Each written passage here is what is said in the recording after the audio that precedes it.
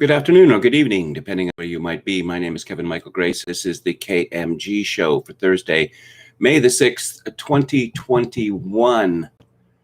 I discovered something rather astonishing today, which is that Meghan McCain, who is one of the co-hosts of The View, apparently she is the daughter of the late Senator John McCain of Arizona and the 2008 Republican nominee for president. You know, one really has to admire her modesty here, because other people would constantly be harping on about my father this and my father that, and the greatness of my father, and how the Republican Party doesn't, especially Trump, doesn't show due honor to my late father. But Meghan McCain, no, she keeps silent about this familial attachment. No, of course she doesn't. No one would have heard of Meghan McCain if it weren't for the late Senator McNasty.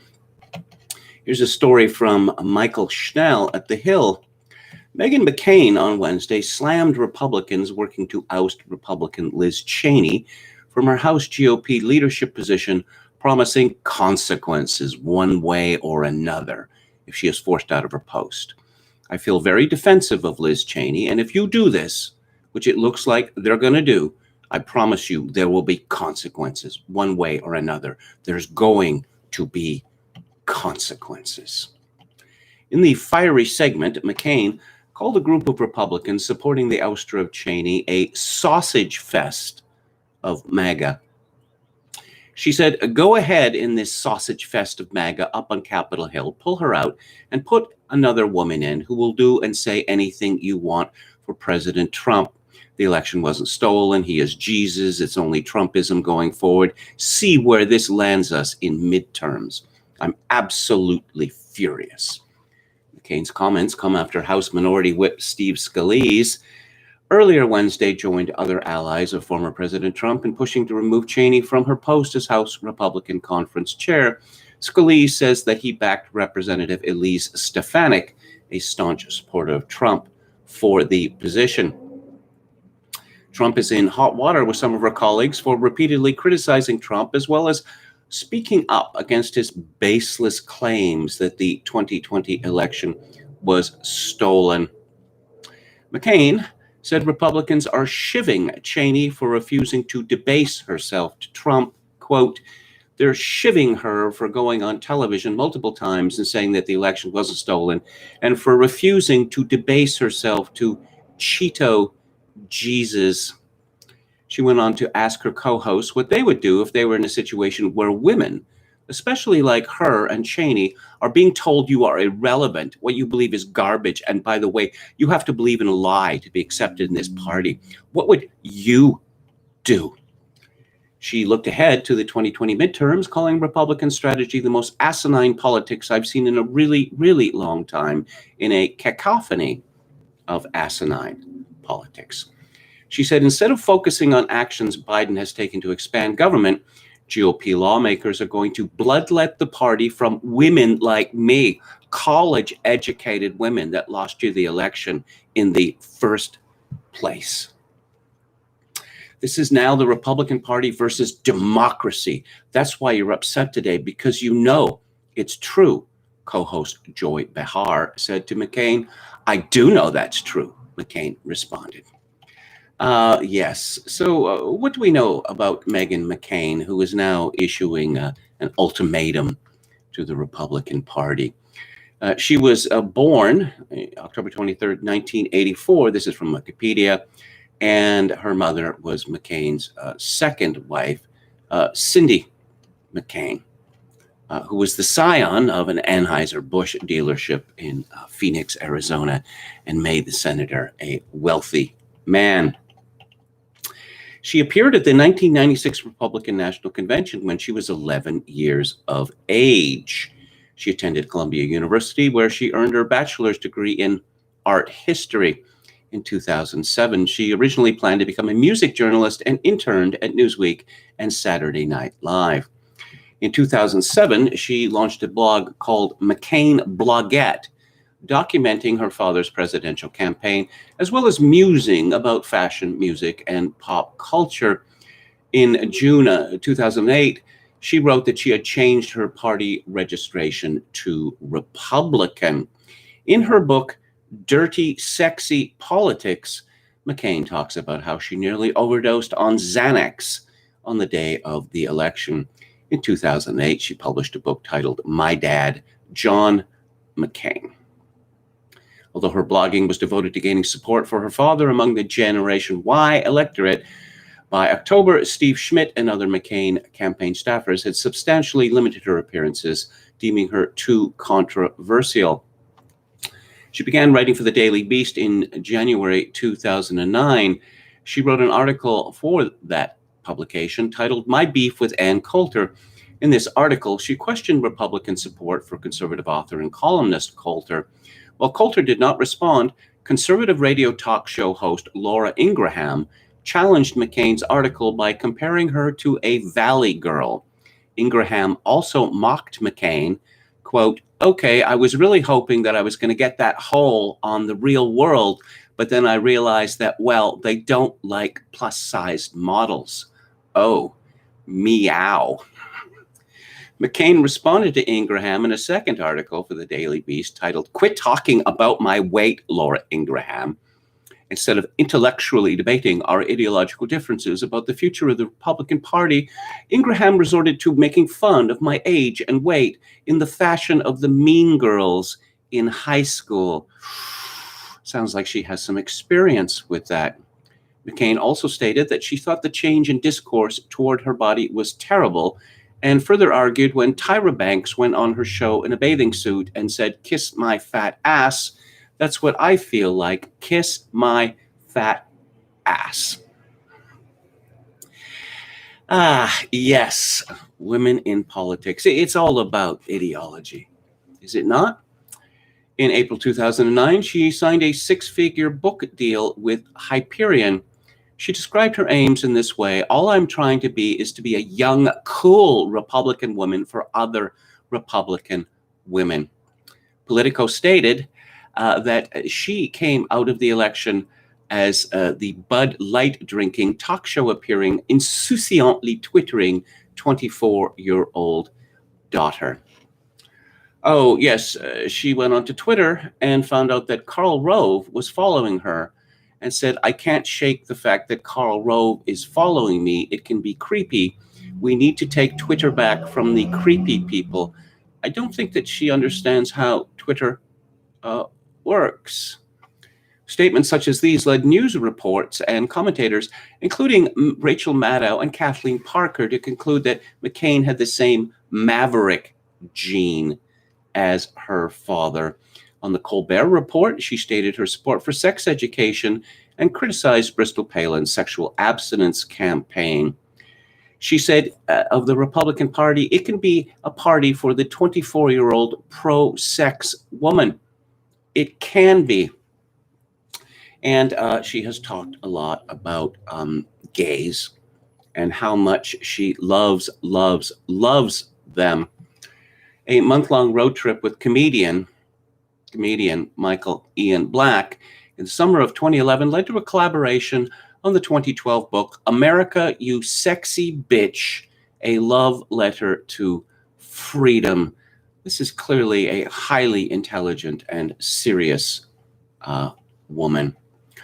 She despises labels and boxes and stereotypes.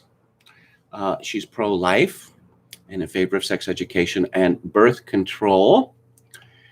And she agrees with her father's positions on global warming, stem cell research, and supporting environmentalist legislation. Gay equality is one of the things closest to my heart. I'm concerned about the environment. I love to wear black. I think government is best when it stays out of people's lives and business as much as possible. I love punk rock. I believe in a strong national defense. I have a tattoo. I believe government should always be efficient and accountable. I have lots of gay friends, and yes, I am a Republican. Oh, yes. So fiscally conservative, except not really, and socially liberal. this is the position that numerous surveys have revealed, is held by approximately 1 to 3% of the American people. And she's lambasting Trump and his supporters for abandoning that strategy, the same strategy that caused her father to lose in 2008 and Mitt Romney to lose in 2012. And what does Meghan McCain do now? She serves as the token conservative on The View, where her role is to be a punching bag for the likes of Sunny Hostin and Ana Navarro Cardenas and Whoopi Goldberg. Oh, and of course, Joy Behar. It must be a terrible, terrible life. Politico reports Representative Liz Cheney's colleagues are set to boot her from the House GOP leadership this month. Now Republicans back in her home state of Wyoming are plotting how to remove her from Congress entirely. Liz Cheney, who of course is the daughter of Dick Cheney. Dick Cheney, I found it amusing when all sorts of conservatives, real conservatives, were lambasting Donald Trump for avoiding the Vietnam War. Well, Liz Cheney father, Dick Cheney, deliberately avoided the Vietnam War as well. And he said in an interview that serving in the military was not one of his priorities at the time. So it's bad to avoid the Vietnam War, but okay to avoid the Vietnam War if you are a chicken hawk like Dick Cheney. So let's go to the chat. Hello to Dan, Pelcasso88, Steve, Metal Mike. And are the sound pops on my end? Oh dear, I don't know. Meghan's husband is Ben Domenech of the Federalist, says Jim Smith. Indeed, indeed. Hello to Buddy and Roulette Cracked. Roulette Crack says she saw Supersize Me and thought it was a weight loss video.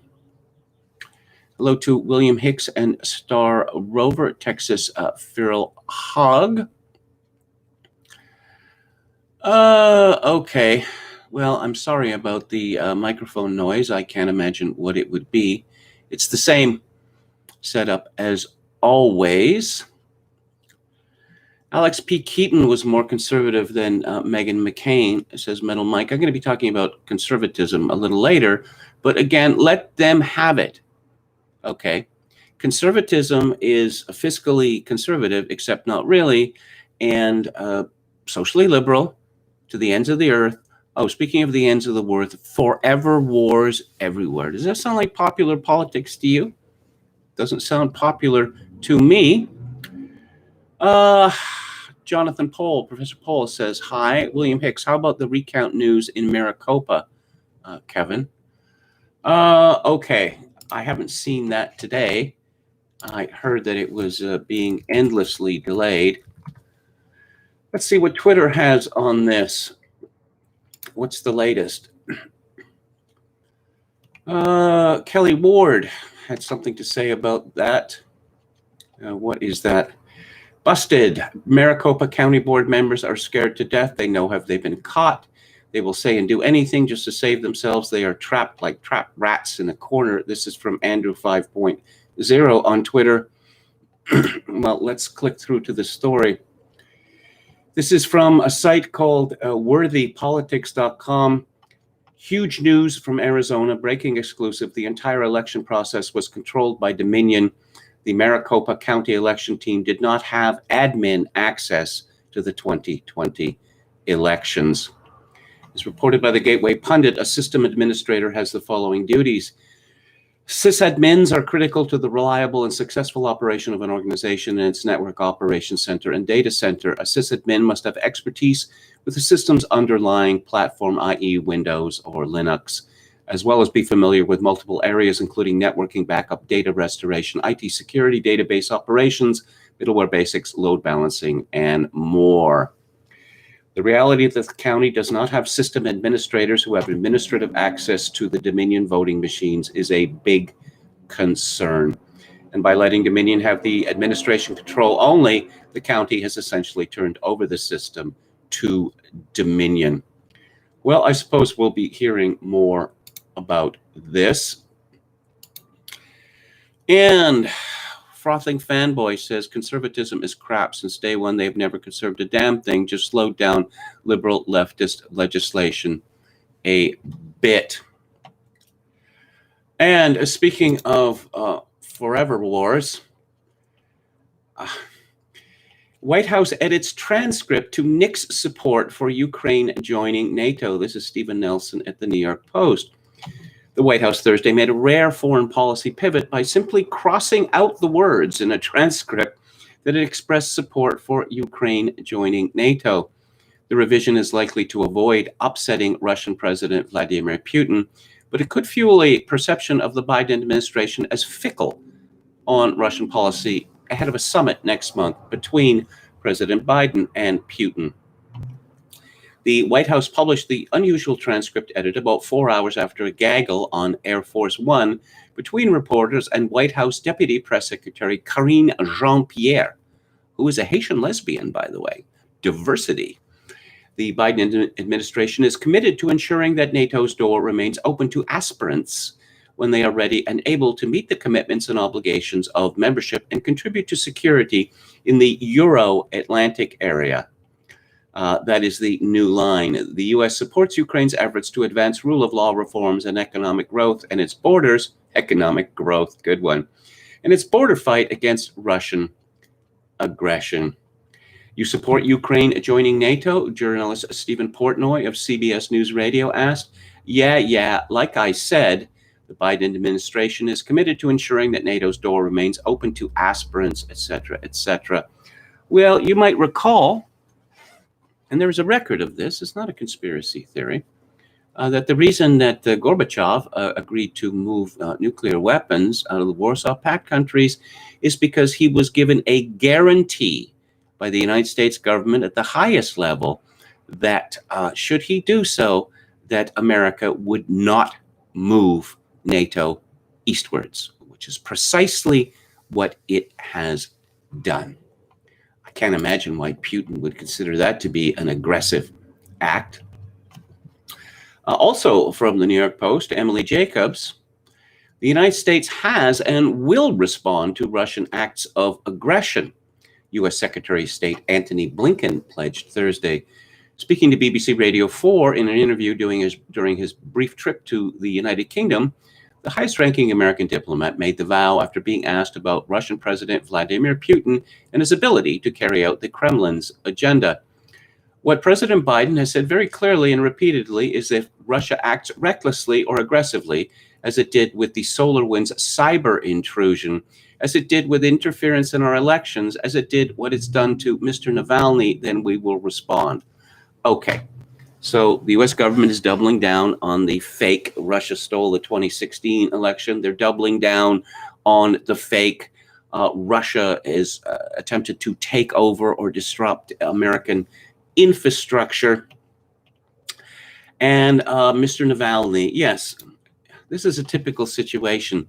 That guy that you've never heard of is now someone who must be protected at all costs. Navalny is a rather nasty person, but the American media and government have elevated him to hero status solely for the reason that he is an opponent of Putin. Blinken was then asked about the controversial Nord Stream 2 pipeline from Russia to Germany, which Biden opposes. We think the pipeline is a bad idea. It advances Russia's interests and undermines Europe's interests and our own. It actually goes against the very principles that the EU has set out in terms of energy security and not being too dependent on any one country, notably, in this case, Russia. And of course, it's detrimental to Ukraine, to Poland, and other key European countries. So he's been clear about that. We've been clear about that. And that hasn't changed. Blinken's comments come as Moscow continues to flex its military muscle in Ukraine and in the Black Sea, as well as its warning to the U.S. to back off which caused Biden to turn around 2 U.S. warships around that were headed to the Black Sea. Yeah, why don't you write about the Ukrainian army shelling civilians in the Donbass? Or write about how the fact that the Ukraine, or the present government of the Ukraine, which is the result of an illegal coup d'etat, which was led by Victoria Nuland of the State Department, is a very strange coalition of Jewish oligarchs and neo-Nazis. So, America is going to strike back against Russia. How? Pregnant Marines, apparently. Perhaps even better, pregnant BIPOC Marines. This is from Christina Wong at Breitbart. The nation's top military officer touted diversity as one of the United States military's key strengths Wednesday, amid a push by the Biden administration to make race a top issue at the Pentagon. A Joint Chiefs Chairman, Mark Milley, made the remarks at a commissioning ceremony for graduating ROTC cadets at Howard University, one of the nation's historically Black colleges and universities. One of the key strengths of the American military is our diversity and fighting for a common cause, and we must get better. Diversity strikes me as the very opposite of a common cause, but never mind that. He said that when Black Air Force Chief of Staff C.Q. Brown was first commissioned as a second lieutenant, only 2% of pilots in the U.S. Air Force were African American. Today, there's still only 2% pilots in the U.S. Air Force that are African American, Milley said. He lamented that although the military is almost 20% Black and over 40% people of color, only 2 of 41 four-star generals are Black. So the United States is 13% Black, but the U.S. military is 20% Black. Must be white supremacy that is responsible for that. The Biden administration's push comes after a summer of racial protests and strife, erupting from the police-involved death of African-American man George Floyd and leading up to the 2020 presidential elections. Milley was harshly criticized by Democrats for being perceived as supporting former President Donald Trump when he walked with him across Lafayette Square after the White House was almost overrun by protesters and police subsequently cleared the square. Milley later apologized for walking with Trump. Hey, yeah, you remember when Antifa and BLM nearly overran the White House last year? And somehow that went down the memory hole and is never characterized as a insurrection. Puzzling. Oh, yes. Everything bad that happens in the world is the responsibility of the Russians. Jack Montgomery at Breitbart, failed U.S. presidential candidate Hillary Clinton has claimed that Russian interference in the U.S. election in 2016 is now, quote, beyond a doubt, unquote, and that the country was likely involved in the Brexit vote too. Mrs. Clinton, who was First Lady during Bill Clinton's presidency and U.S. Secretary of State for part of Barack Obama's presidency, yes, somehow Hillary Clinton, who married the boss, got to be a senator and then U.S. Secretary of State, which has nothing to do with America becoming a hereditary oligarchy. She made the allegations during a Chatham House conversation with former Foreign and Commonwealth Secretary and Tory leader William Hague, chaired by fellow ex-Foreign Secretary Jeremy Hunt. The two notionally conservative Britons adopted a sycophantic posture, with Hague, who now sits in the House of Lords as Baron Hague of Richmond, having been created a life peer, described himself as a great admirer and such a fan of the U.S. Democrat. Russia is the primary adversary when it comes to interfering in elections and democracy more broadly. And of course, the United States never interferes in foreign elections. It never overthrows democratically elected governments. Oh, except it did in the Ukraine, and it has in dozens of countries. Oh, and here's a blast from the past from 2 years ago. No collusion, Brexit edition. Clegg, that would be Nick Clegg, the former Lib Dem leader, admits absolutely no evidence Russia influenced vote via Facebook. Assuming that Russia wanted to influence votes via Facebook, how would it go about doing that? That's one thing that's never been explained, at least satisfactorily. How would they do it? Okay, Facebook and Twitter, they're just full of junk. Junk and junk and junk. You've all seen the sponsored ads. Does anyone ever look at those ads? What would Russia say in order to bring about Brexit or in order to get Trump elected? Oh, yes. This is the Breitbart segment of the show, and here is a story from Thomas Williams. Pope Francis said Thursday the Church of today is called to widen her tent to embrace everyone, especially migrants and foreigners. We are called to work together so that there will be no more walls that separate us, except for the walls that guard the Vatican. No longer others, but only a single we, encompassing all of humanity. We must make every effort to break down the walls that separate us, and in acknowledging our profound interconnection, build bridges that foster a culture of encounter.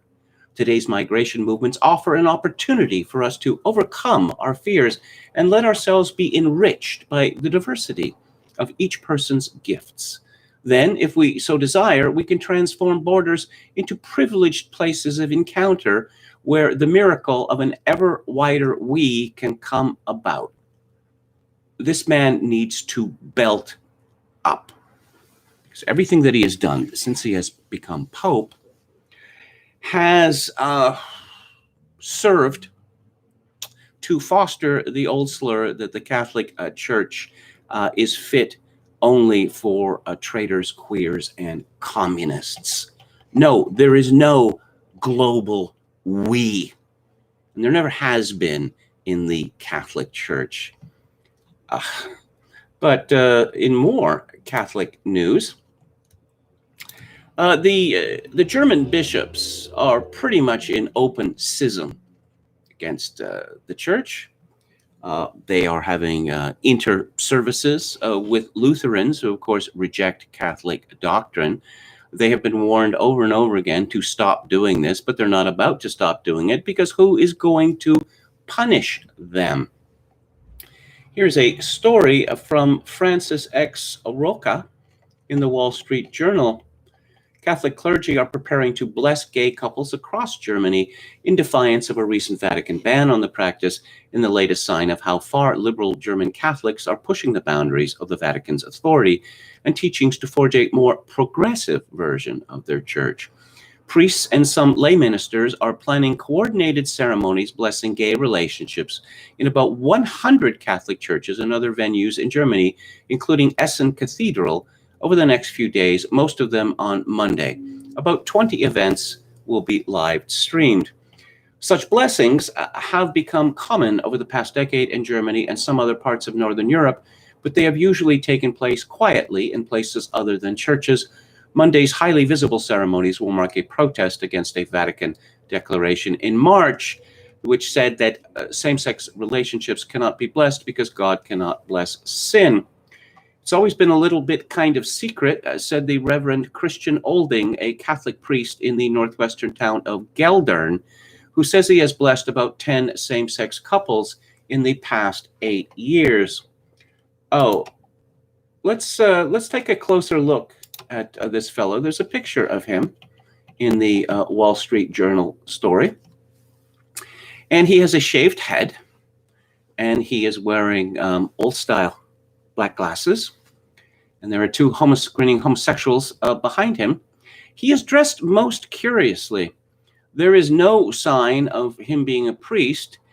He is wearing a black shirt, open at the collar, and he is wearing the sort of jacket. It is red with a black collar that's associated with, old-style MCs. So this fellow is allegedly a Catholic priest. Why does he look like an EDM DJ at a pride event? I think we have a very good idea why he looks like this. And I'm sure this is no secret to his bishops or anyone else in the hierarchy in Germany. This is what we've had in the Catholic Church since the 1960s, that the Vatican says, no, you can't do this. America led the way. Girl altar boys, communion in the hand, two kinds of communion for the laity. The list goes on and on and on. Endless rubrics in the Mass. And the Vatican says, no, no, no, no, no, no, no, no. And then finally, okay, yes. Rather like the conservative movement, isn't it?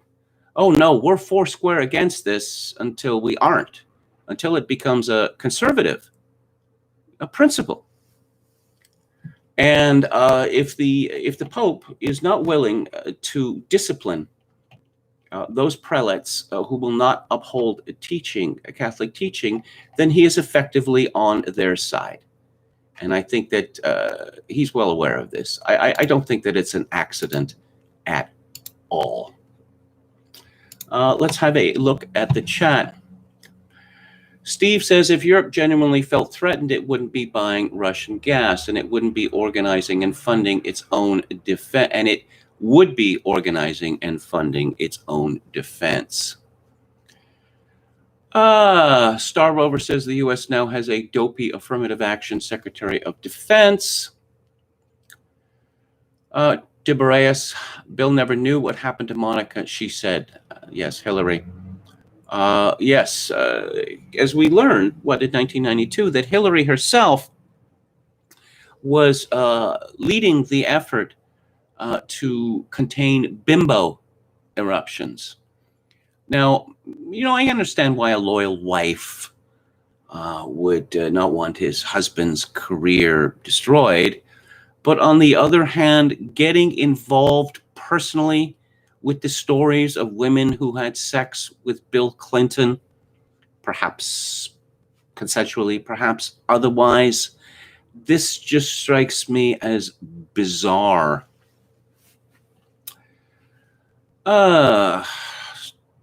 Star Rover says U.S. is currently importing about 500,000 barrels of oil a day from Russia. Star Rover says Ukraine's military has killed 14,000 civilians in Donetsk and Luhansk since they seceded in 2014 after U.S.-backed neo-Nazis seized the government in a violent coup. Gamian says, keep poking that bear and eastern Ukraine will join Russia. Well, no, I don't think there's any question about that. But the thing I worry about is whether Joe Biden or the faster pussycat kill women who advise him are really looking for World War III. And I think it's a possibility.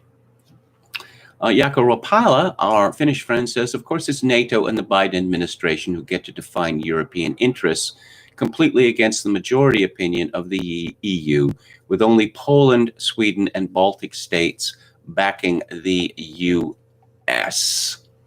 Roulette Crack says, keep poking that bear. Not a good idea. Biden has the collapsed economy to worry about, and COVID-19, and that's not enough for him. Apparently, he is pushing for war with Russia, China, and Iran at the same time, or at least his handlers are. Let's talk about Princess Rockstar, aka Justin Trudeau, the Prime Minister of Canada. This is a story from Spiked. Justin Trudeau, woke wordsmith. For the past 6 years, Canadians have learned what it would be like if you let a Tumblr blogger run a country. Prime Minister Justin Trudeau is not just riding a wave of woke, he is a woke wordsmith and pioneer of PC pieties. Even amidst the pandemic, lockdowns, and economic carnage, Trudeau has not dropped his commitment to wokeness for 1 second. Lamenting the disproportionate impact of the economic crisis on women, Trudeau announced on Twitter that Canada was not enduring a recession, but a she-cession. How empowered Canadian women must feel to have the largest economic downturn in history named after them. Of course, as Trudeau knows, gendered language like she-cession is not always appropriate. At a town hall meeting in 2018, he interrupted a female voter, admonishing her for using the apparently retrograde and sexist term mankind. We like to say people kind, he interjected, not necessarily mankind because it's more inclusive. Unfortunately for Trudeau, his intervention led to accusations of mansplaining. Trudeau's wokeness goes beyond his words. He even uses his socks to broadcast inclusive messages. In 2017, he made sure he was photographed with socks that combined the Islamic crescent moon, the phrase Eid Mubarak, and the rainbow pride flag. This was a celebration of, quote, the multiple layers of identities that make Canada strong, he claimed. Canada has embraced some of these identities a little too enthusiastically, though. On a state visit to India in 2018, he jumped at the opportunity to play dress-up, even getting his whole family to wear silk and gold Bollywood-style frocks. Though when the PM met with actual Bollywood stars, they were dressed far more unassumingly in plain black suits. At least he didn't go as far as his many youthful attempts to ingratiate himself with the black community. Yes, this referring to the multiple blackface incidents. Nothing racial about them at all. Seriously, there wasn't. He's just a drama kid. Trudeau was a drama kid, and he's still a drama kid. But the way he dressed up in India and the way he made his wife and children dress up, it would be like me going to, an Indian reserve and, and dressed in a war bonnet and all the rest of it. Maybe, having, bow and arrow. It's just rather astonishing to me, but he's thick. He's stupid. But he makes journalists, both female and male, feel funny inside because he is so dreamy. Oh, yes, we have a immigration minister and a ministry of immigration in my country. Do other countries have such an office? What is the purpose of this ministry? It is to advocate for immigrants in Canada and to advocate for people who want to become immigrants to Canada. It's treasonous in that regard. From Ian Bailey at the Globe and Mail, Marco Mendicino, the immigration minister, says he's working to address concerns about a program launching this week that is aimed at creating a pathway to permanent residency for 90,000 people. He said that he is committed to working with stakeholders and that he is open to the criticisms of various migrant groups as the program begins Thursday. Stakeholders. Whenever you hear the word stakeholders, you know that something nasty is about to happen. I've been, as a reporter, to meetings, government meetings of stakeholders. And what do you get? You get activists and rent seekers and people who have a pecuniary interest in the subject. Now, normal Canadians, they might be considered stakeholders in the future of our country, but they are never going to be invited.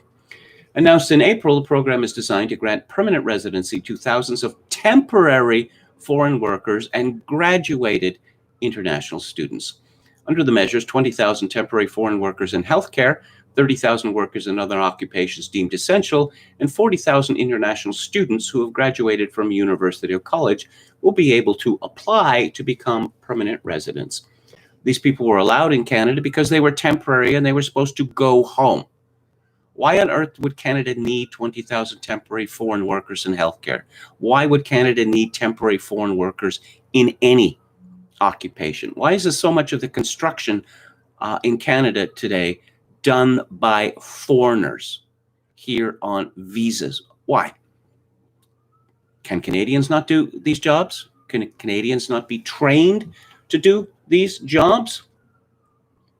And look, this is a bait and switch. Oh, yes, we're going to allow all these people, but they're not going to be permanent. They're going to have to go home.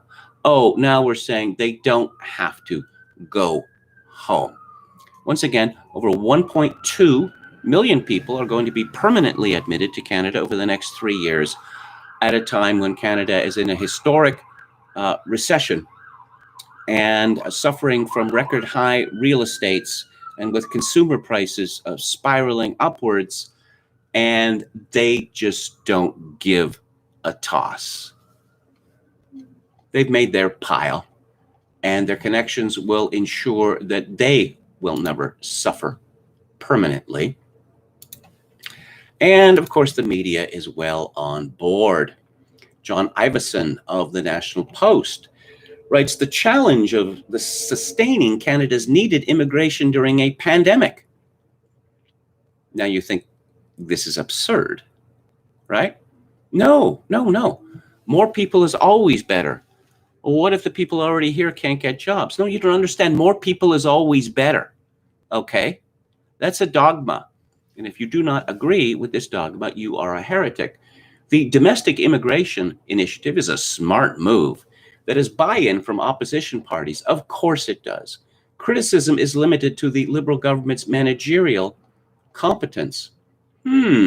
Yeah. 1/3 of the working age population in Ontario was born outside Canada. In Quebec, the number is 1 in 6. Absent those people, and you could lop 20% off Ontario's GDP and about 10% off Quebec's, according to a recent report by Scotiabank. So why don't we go back a few decades in Canada's history? Were Canadians better off then? Yes, they were much, much better off. The tremendous rise of immigration since the 1970s has meant income inequality reaching record levels. It's also meant that, of course, the people who grew up in Vancouver can't afford to live in Vancouver, or people who grew up in Toronto can't afford to live in Toronto because they've been pushed out by immigrants. Ivison concludes immigration is an economic imperative for a country with a low birth rate and an aging population that is speeding towards a worker to retiree ratio of 2 to 1 in the next decade or so. There is no evidence whatsoever that bringing foreigners in does anything to solve this problem. In fact, as we know, it has been demonstrated again and again by Professor Herbert Grubel that immigrants take more than they give. They take more than they give. But no, we need more and more immigrants in order to boost the GDP. Well, here's the question that you should always ask. Okay, the GDP is going to be boosted. We could take in 50 million people from Nigeria, and that would give a hell of a jolt to the GDP. How is it being distributed per capita? That is the question. This decision by Ottawa suggests, Ivison writes, the consensus around immigration as a positive contributor to Canadian society still exists. Yes, the consensus. There's no such thing as a consensus in Canada. What happens is the elite says, this is the approved opinion. All other opinions are illegitimate. Don't talk about evidence. Evidence is for bigots. John Ivison. Let's find out something about him. Oh, I see. He's an immigrant himself. There's a surprise. And how about this other fellow? Okay. Oh, only his parents are immigrants. Okay. Again, these people are not advocating for Canada or Canadians. They are advocating for people who are not Canadians. And apparently they are the people who make the decisions. Now, of course, they're not the people who make the decisions. The left wants more immigrants because immigrants vote for the leftist parties. The right or big business wants immigrants because they lower wages. It's that simple. Let's talk a little bit about diversity in Canada.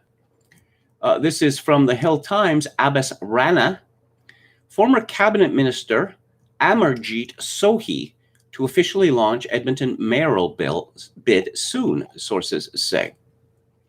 Former Natural Resources Minister Amarjeet Sohi is eyeing the job of Edmonton mayor in the upcoming October municipal election.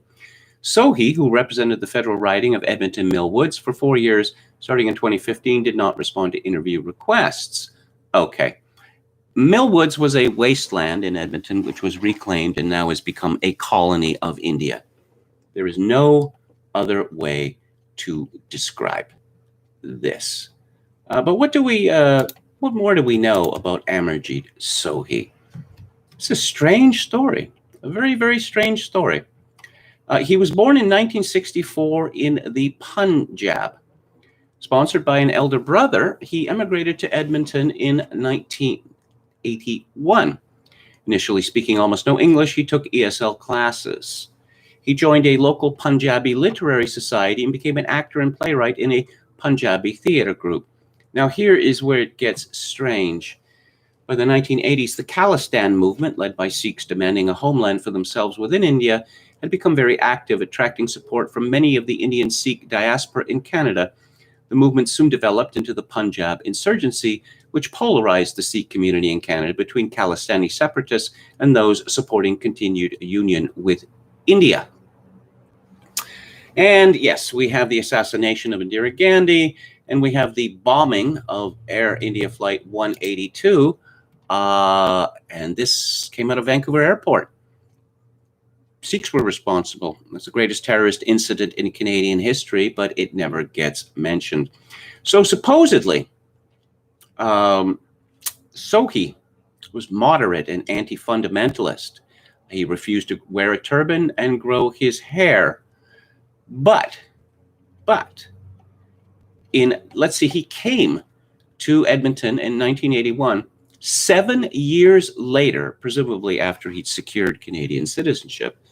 So he returned to India to study with noted Punjabi playwright and reformer Gurcharan Singh. He soon joined an activist group advocating land reform in Bihar, one of India's poorest states and dominated by large landowners. That November, Sohi went to a village in Bihar to organize a local protest, but was arrested the night before when police raided the village.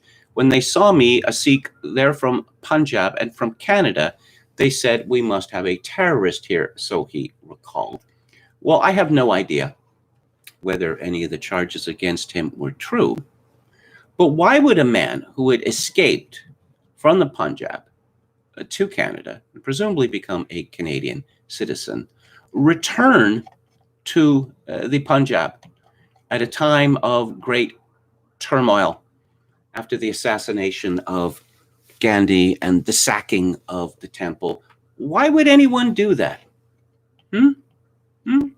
Apparently, he was held in solitary confinement for 18 months. Indian and Canadian journalists and activists, including members of Amnesty International, soon picked up Sohi's stories through Conservative MP and human rights defender David Kilgour. Sohi's brother and sister-in-law pressured the Canadian government to exercise influence. And so they did, and he was released. And he returned to Edmonton. I knew David Kilgour back in the day. David Kilgour is a very, very nice man. I suppose that's what one could say about him. But this fellow Sohi's story makes no sense whatsoever. None.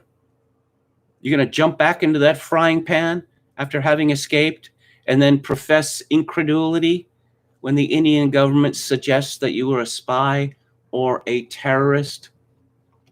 But since he returned to Edmonton, Sohi has railed against racial inequity. Yes, the same sort of racial inequity that allowed this man to come to Canada in first place and then let him come back again after he had translated himself back to the Punjab. But I suppose he is what counts as a Canadian patriot these days. Let's have some variant porn here. This is from Chris Fox at CTV News. The head of Ontario's Science Advisory Table says that authorities were too late in introducing measures to prevent the B117 variant from spreading in Canada and must not repeat that mistake again. Dr. Peter Juni made the comment to CP24 during an interview Thursday. He conceded that officials did not act quickly enough to prevent the variant first detected in the United Kingdom from being brought to Canada and eventually becoming dominant, but he said it's not too late to keep out other variants of concern. The situation we're in right now is that we're decreasing numbers, and we just want to make sure that we only have to struggle with B117 and with nothing else of that nature. It makes perfect sense right now to be careful with the borders. The problem in the past was that we were always too late. Not only us in Ontario or Canada, but elsewhere. Of course, the Canadian government didn't ban flights from China because that would be racist. And also because China kind of runs Canada now. Nearly 83% of the 3,424 new cases of COVID-19 confirmed in Ontario Thursday screened positive for the B117 variant, which is both more infectious and deadlier than the previous strain of COVID that was prevalent during the first and second waves. That is not the evidence that I have seen, but again, we've been instructed that all variants must be deadlier and more communicable.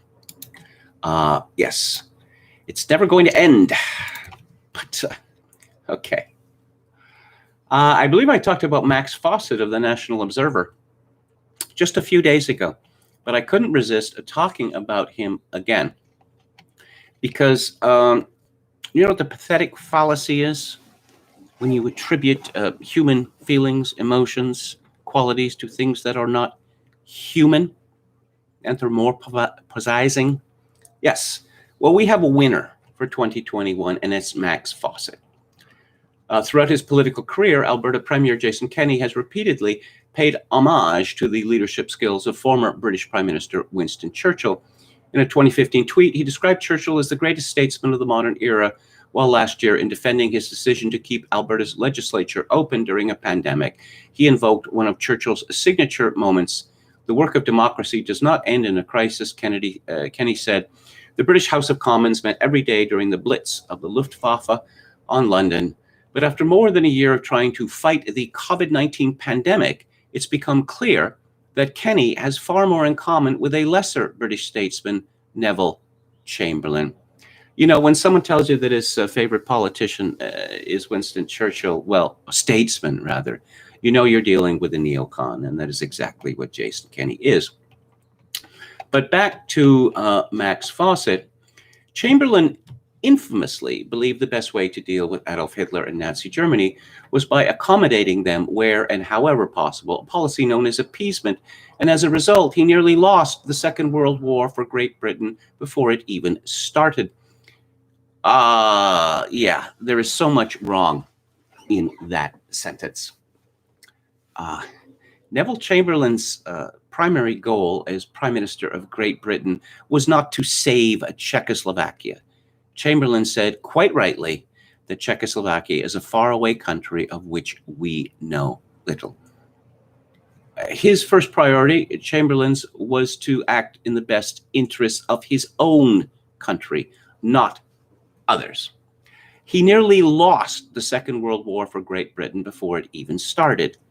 Oh, it was Neville Chamberlain that got Britain into World War II. As the result of this stupid territorial guarantee he signed along with the French in 1938 to supposedly safeguard Poland.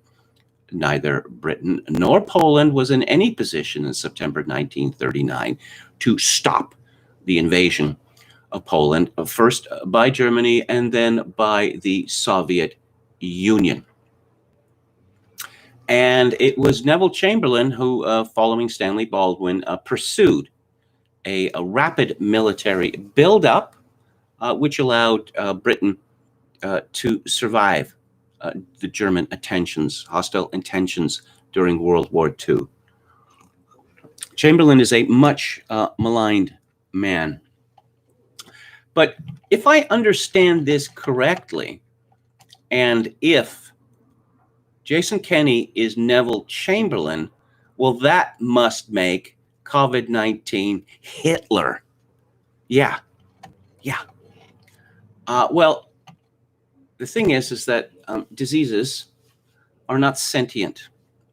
They can't be bargained with or threatened or cajoled.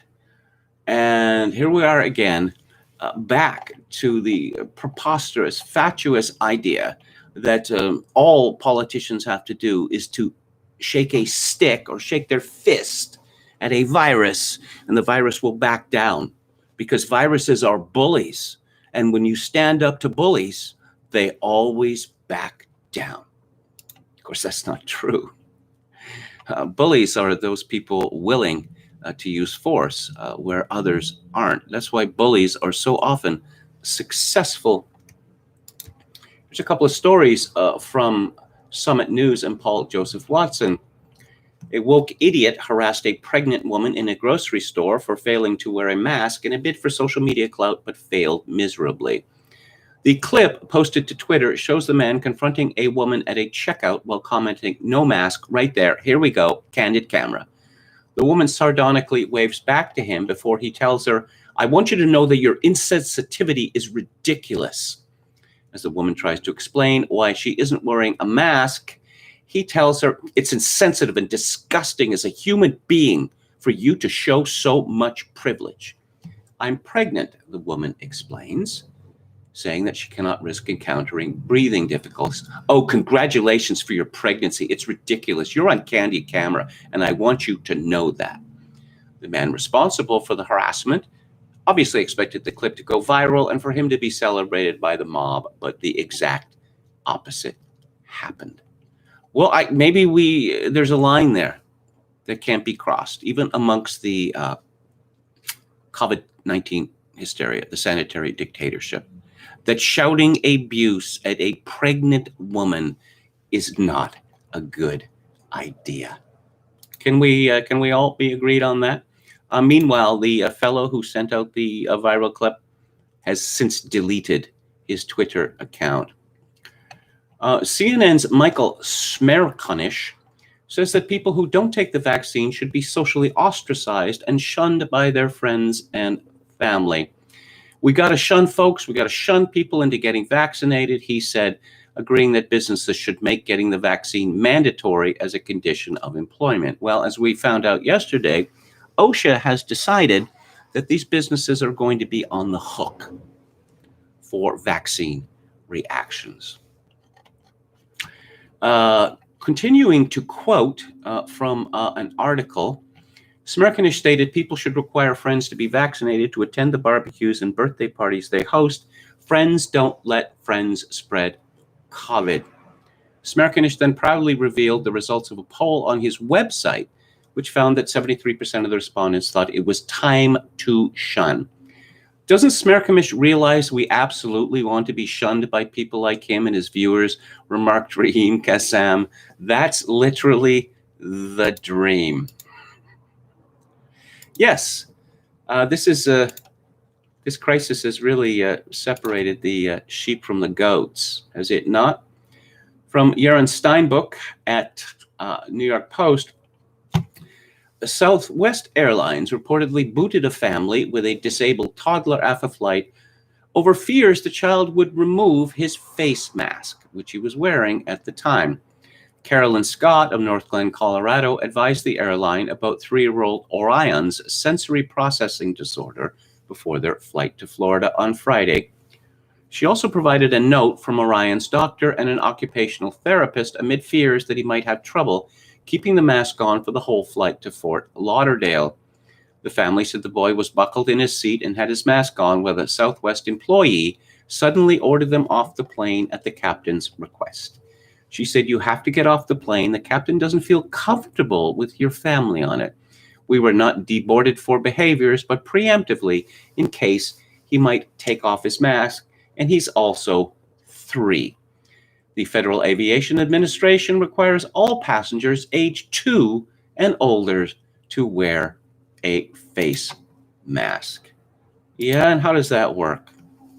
I've had the experience, and many people have the experience of pushing children of that age in a stroller and then looking down at their feet and realize that they are not only not wearing shoes anymore, they are not wearing socks, which are, half a block or more back up the street, and you have to search for them.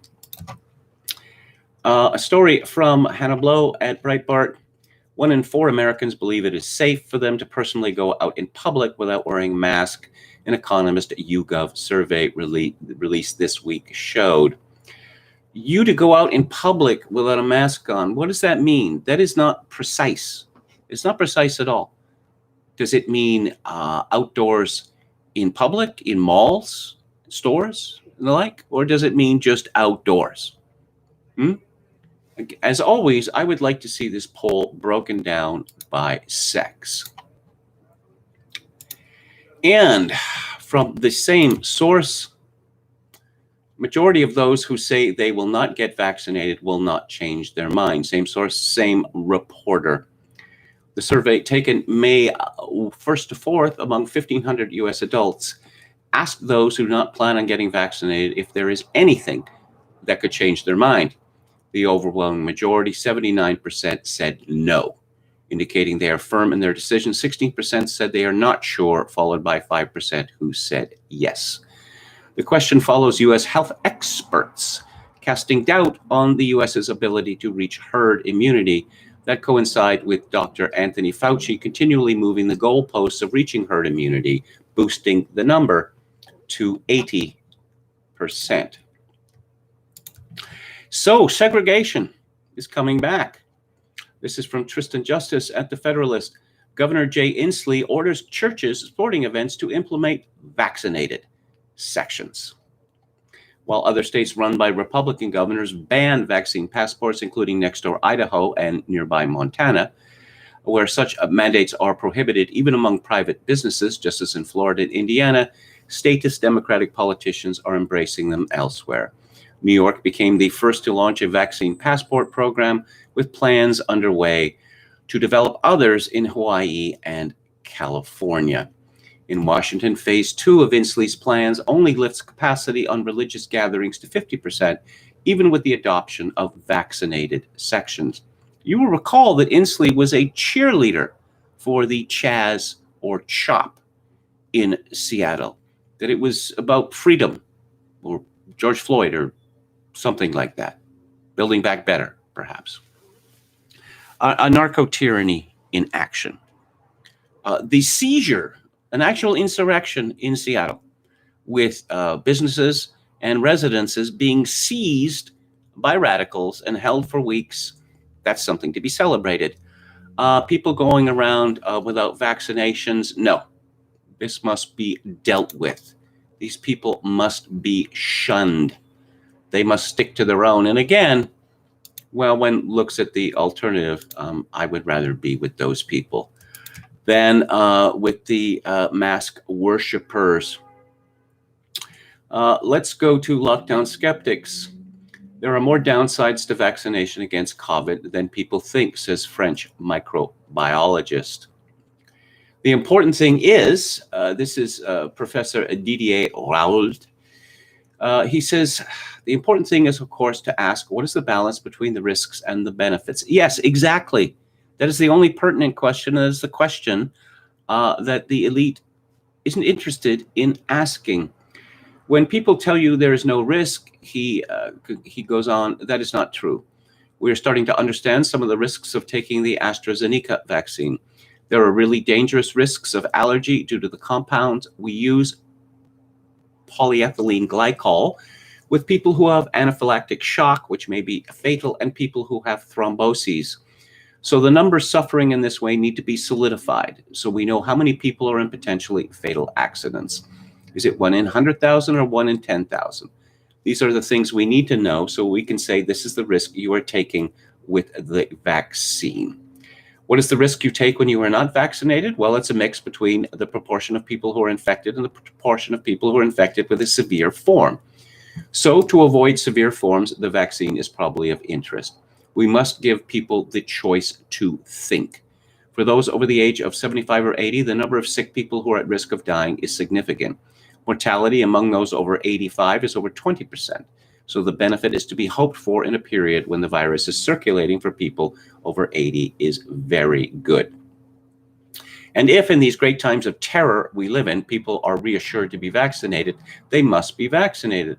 But there are more downsides than they say. There is a work that just came out in Nature that shows 75% of participants in a Pfizer vaccine trial reported side effects. We have never seen this with another vaccine. It is 2 to 3 times more than the flu shot. There are also some lethal effects. Is the risk worth taking? Certainly when you are part of a population at risk, but when you are part of the population without risk, you can ask yourself the question. It is everyone's choice. Alcohol deaths rise to highest level since records began in England and Wales. Alcohol killed more people in England and Wales last year than in any other year since records began, according to data from the Office for National Statistics, as many Brits turned to drink to cope with the isolation and other forms of suffering caused by the lockdowns. The ONS report revealed that there were 7,423 fatalities linked to drinking last year, which is the 5th more than in 2019 and the highest since records began in 2001. People living in the poorest parts of the country were 4 times more likely to have died for alcohol abuse compared to those in the wealthiest areas. Alcohol-related deaths have been rising for decades, but they rose quickest from March 2020 onwards after the first national lockdown came into force. Most deaths were related to long-term drinking problems and dependency, with alcoholic liver disease making up 80% of cases. But experts told the Daily Mail that a year of social restrictions likely exacerbated Britain's drinking problem. Dozens of surveys found people drank more than usual during lockdowns to cope with isolation, boredom, and anxiety about the pandemic. 1 in 10 of the alcohol-related deaths were from mental and behavioral disorders due to alcohol misuse, and 6% were from accidental alcoholic poisoning. The number of people dying because of alcohol got worse as lockdowns progressed through 2020, and one would expect these numbers to increase greatly in 2021 and beyond, because, of course, typically one doesn't drink oneself to death over a period of a few months. Tucker Carlson asks, how many Americans have died after taking the COVID vaccines? Yes, here's what he said. How many Americans have died? Not Americans who've been killed by the virus, that's a huge number, but how many Americans have died after getting the vaccines designed to prevent the virus? Do you know the answer to that question? Do you know anything about the downsides? We know a lot about the upside of the vaccine. We've been completely in favor of vulnerable people taking vaccines. But what about the potential risks? You think you would know more about that than you do. We talk about vaccines constantly, not just on this show, but in this country. Joe Biden was on TV yesterday talking about vaccines. He wants you to get one. Everyone in authority wants you to get one. In fact, you've probably already had your shot, and good for you. If you hadn't, you're under enormous pressure to get your shot. But before you make the appointment, do you know anything about the potential risks? Probably you don't know much. We all assume the risks are negligible. Vaccines aren't dangerous. That's not a guess. We know that pretty conclusively from the official numbers. Every flu season, we give influenza shots to more than 160 million Americans. Each year, a relatively small number of people die after these shots. 2019, 203 people. The year before, 119. Yes, here is the problem. As of December 2020, between December 2020 and last month, a total of 3,362 people apparently died after getting the COVID vaccines in America. That's an average of 30 people per day. So what does that add up to? By the way, the reporting period ended April 23rd. We don't have numbers past that. We're not quite up to date, but we can assume that another 360 people have died in the 12 days since. That is a total of 3,722 deaths. Almost 4,000 people died after getting the COVID vaccines. The actual number is almost certainly higher than that, probably vastly higher. The data we just cited comes from the Vaccine Adverse Events Reporting System, VAEERS, which is managed by the CDC and FDA. It has received a lot of criticism over the years, some of it founded. Some critics have argued for a long time that it undercounts vaccine injuries. A report submitted to the Department of Health and Human Services in 2010 concluded that fewer than 1% of vaccine adverse events are reported by the VARES system. Fewer than 1%.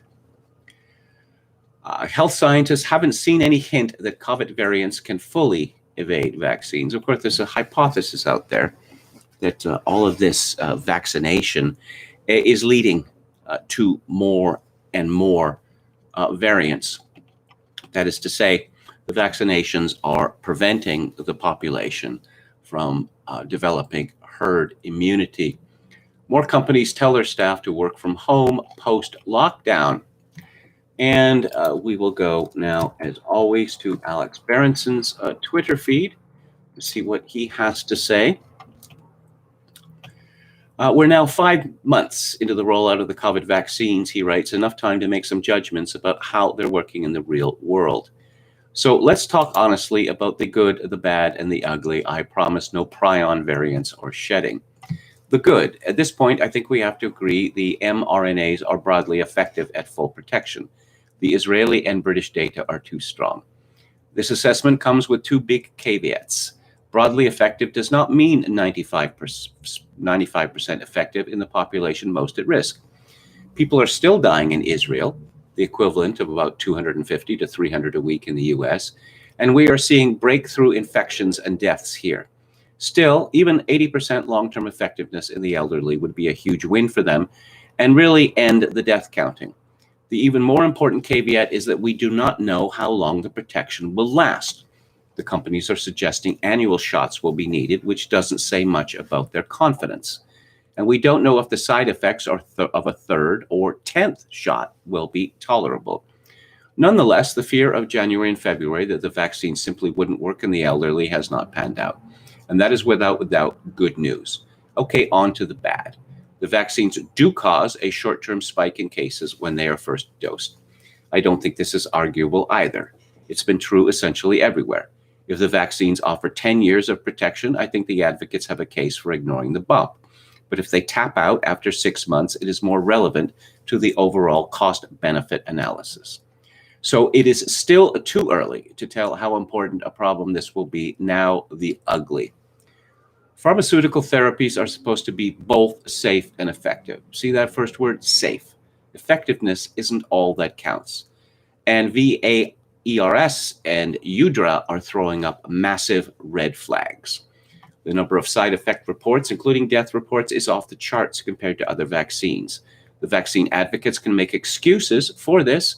Anyone can to VAERS, but none of them begin to explain what we are seeing. Worse, the reports fall into a pattern. Many are strokes, embolisms, and other clotting and cardiac events, often in young people at low risk for such events. And researchers have raised concerns the SARS-CoV-2 spike protein can by itself raise the risk of such problems.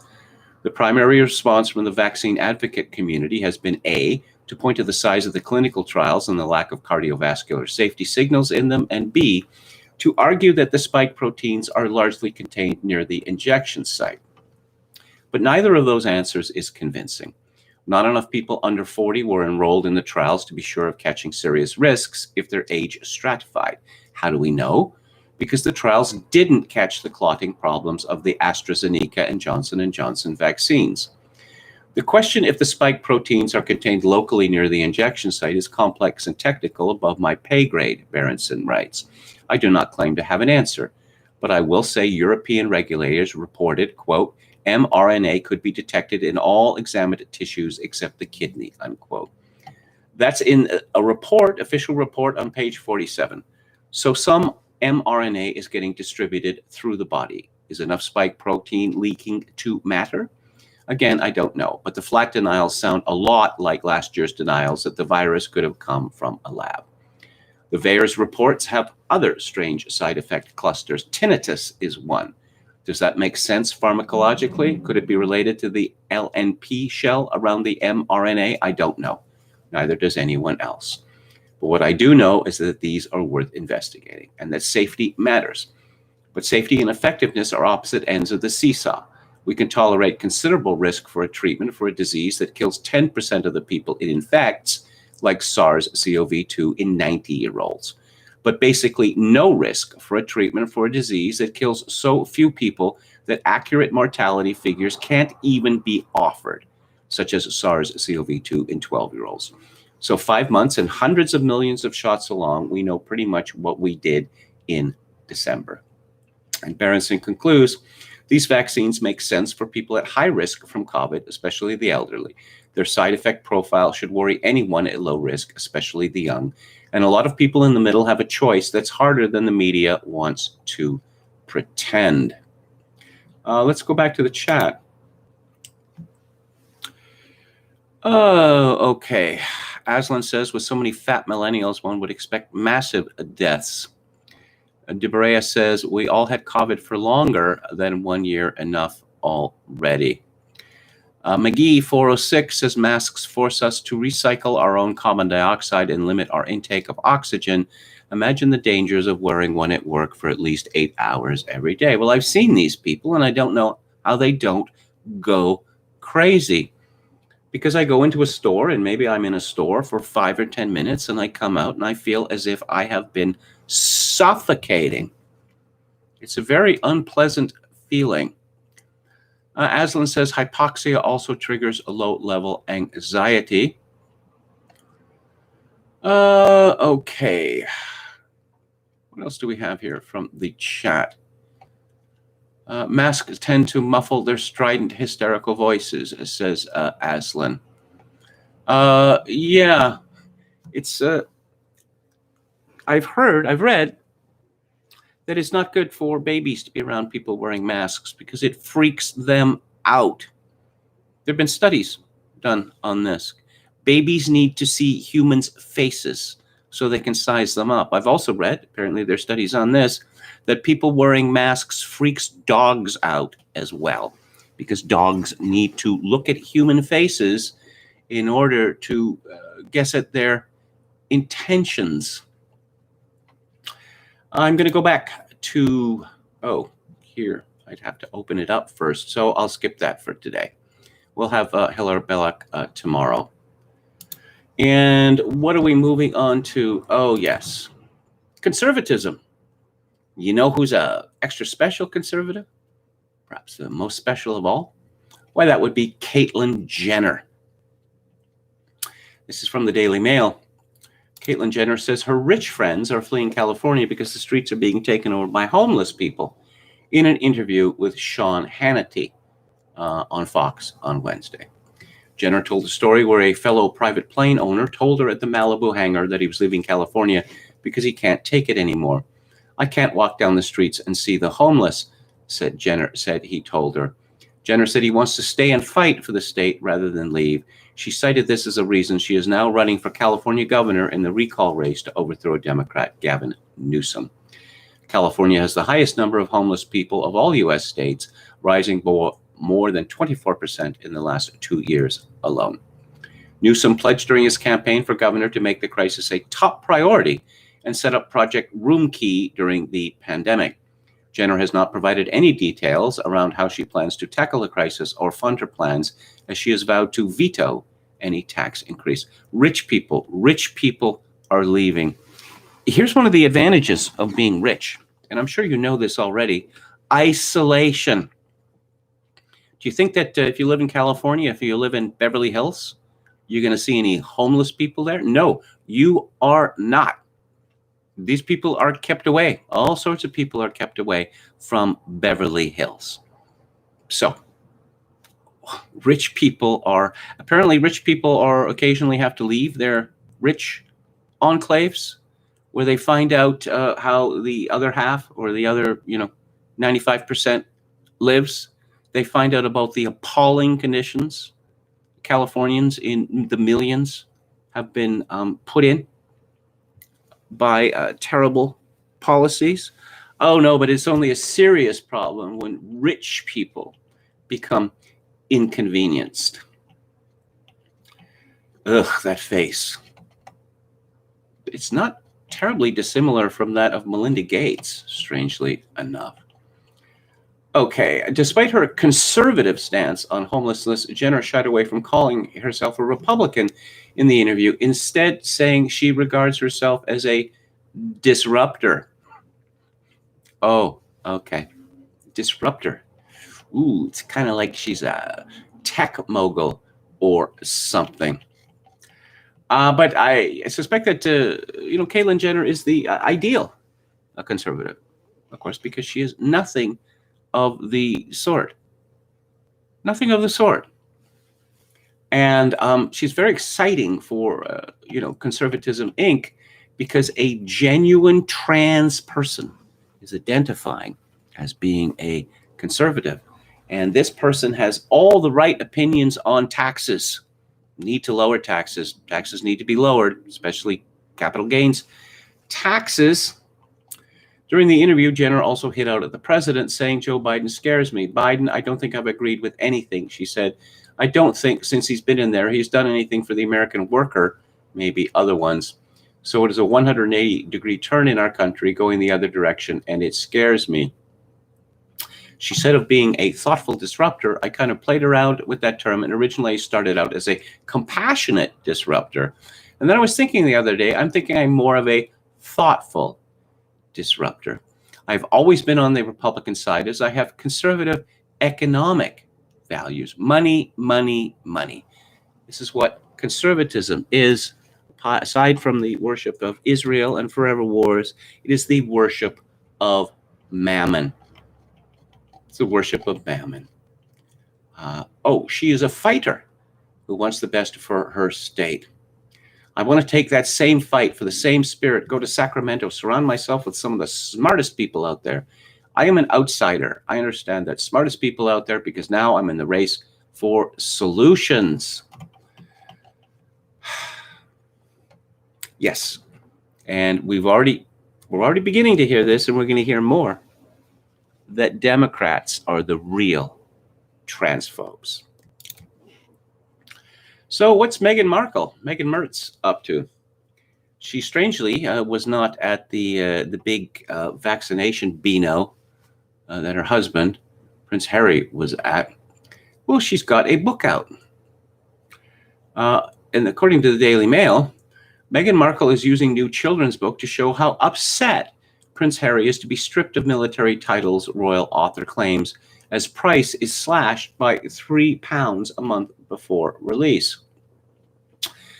In one illustration in The Bench, a red-headed soldier wearing an American-style army cap is seen holding his young son aloft as a woman watches on, crying from a window. This is likely a reference to her and Harry, who served in Afghanistan with the Blues and Royals. The words read, "This is your bench where life begins for you and our son, our baby, our kin."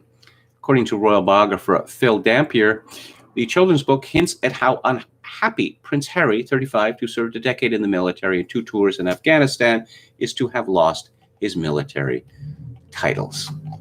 Okay, it's a sad life living in, where do they live? Mendocino, someplace like that, in their fabulous house, being acclaimed, cheered to the rafters wherever they go. Despite being fabulously rich and acclaimed, they get to play the underdog role as well. Oh, and by the way, Meghan Mertz has been accused by many people of wholly plagiarizing this new children's book of hers. The author of the book supposedly plagiarized from has widely refrained from getting involved in the controversy because she doesn't want Meghan's army after her. Again, from the Mail, the all-new brand Cambridge.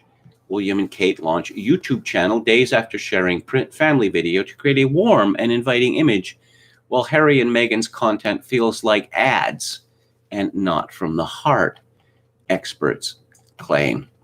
It's all about branding. You see, they have moved from a life of service to a life of branding, and branding pays a lot better than service. I don't want to seem like this is an obsession with me, but again from the Mail, Tess Holliday And I'm looking at a TikTok video of hers, and she has used a filter to make herself look like a monster, a demonic children's doll. Why would anyone do that? Tess Holliday says other anorexics have accused her of lying about her eating disorder because she isn't underweight and doesn't fit the stereotype for the diagnosis. Tess, 35, told Good Morning America that she was recently diagnosed with anorexia by a psychologist in a candid interview that aired on Thursday. I'll just remind everyone that with regard to your medical conditions and what you were supposedly diagnosed with, you can say whatever you like because it's against the law to reveal medical information. You can say anything, you can attribute any condition to yourself, and no one is in a position to say that you're wrong. The plus-size model and body positivity advocate says she struggled with disordered eating most of her life, but actually thought she overate. While Tess has received an outpouring of support, she said she has also had people with anorexia accuse her of lying because she's not underweight. Well, let's take some look at a picture. Oh my God. Oh my God. This woman is, I would say, between 150 and 200 pounds overweight.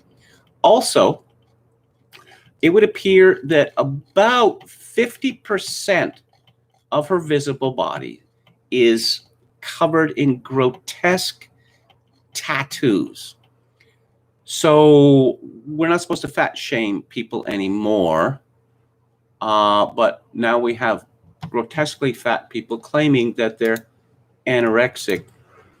And in similar news from the same source, Demi Lovato says she still struggles daily with eating disorder after that social media feud with LA Frozen Yogurt Shop. If you remember, Demi Lovato, who is famous for something or other, she went into a well-known small business in Los Angeles, a shop called The Big Chill, and she complained that there was, I don't know, low-fat, low-calorie options on offer, and she went on to rant that this was somehow seeking to shame her, much like Jennifer Weiner yesterday.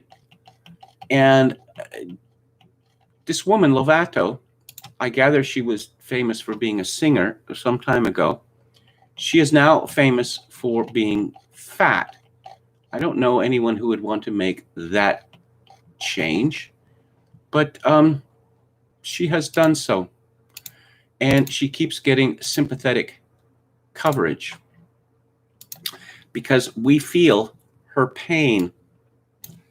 Oh, and let's talk about the stupidest woman in the American media. That would be Joyanne Reid of MSNBC, of course. She tweeted yesterday, "Got to say, it's a whole different vibe watching The Handmaid's Tale without the gut-wrenching fear that it could at any moment become a documentary," because that was what was looming in President Trump's second term, forced breeding. She continues, "Although, as a lot of folks are pointing out, we're not out of the woods yet. Ooh, our democracy is creaking and parts of it are descending into the moral abyss of extremism and violence and forced breeding. Nobody wants these women impregnated. Nobody does." And as several people have pointed out, when you read again and again this sort of thing from Joyanne Reid and others, is this some sort of fantasy that they have? The forced breeding? How could any normal person come to the conclusion that this was anything other, The Handmaid's Tale, was anything other than a paranoid fantasy?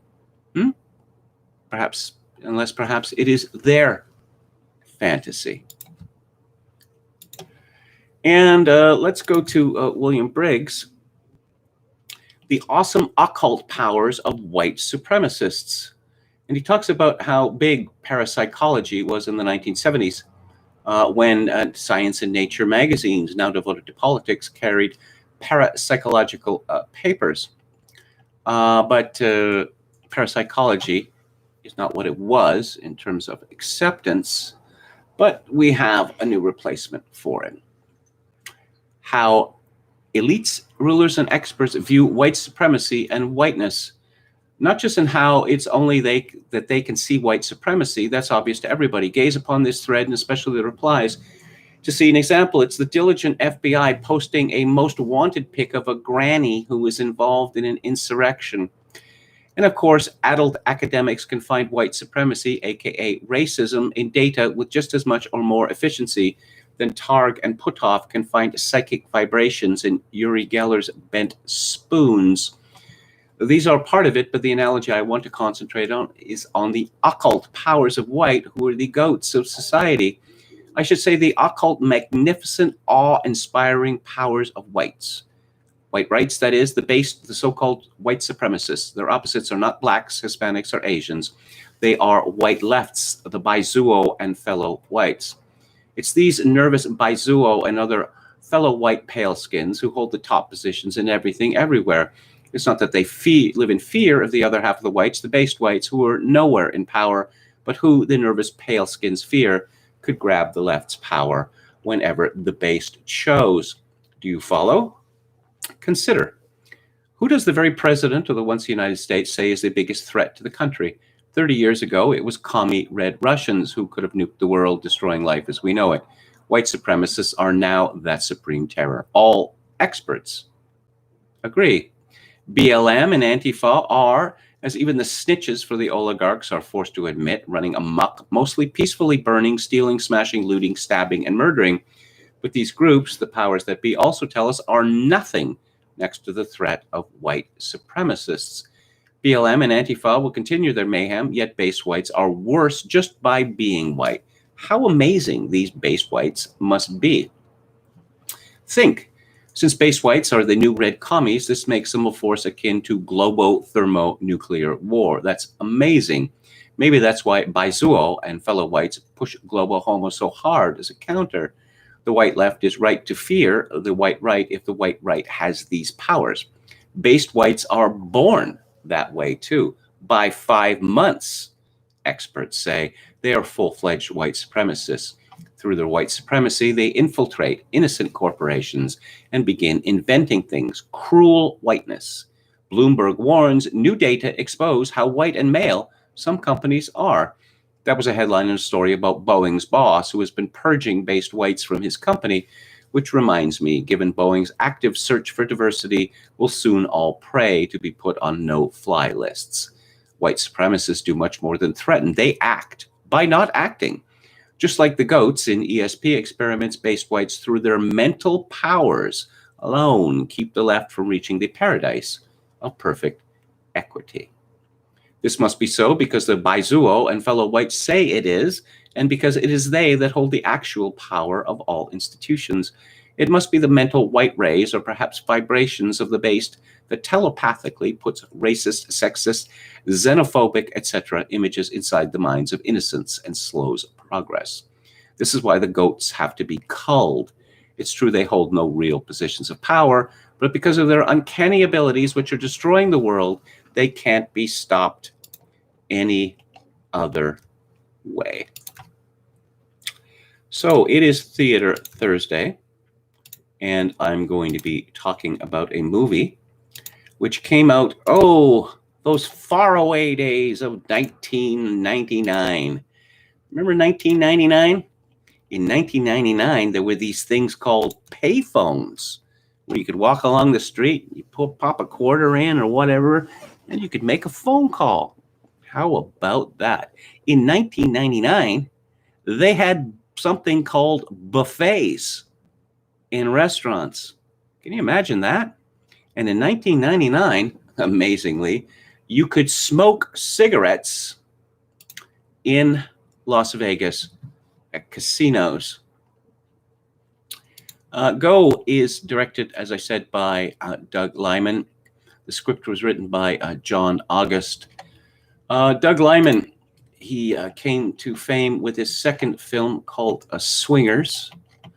And then after Go, which was not a financial success, but which has become, as they say, a cult classic, he hit the big time with the Bourne identity. I gather this was a movie which was taken out of his hands after he was finished it, and much changed. But it was a big hit.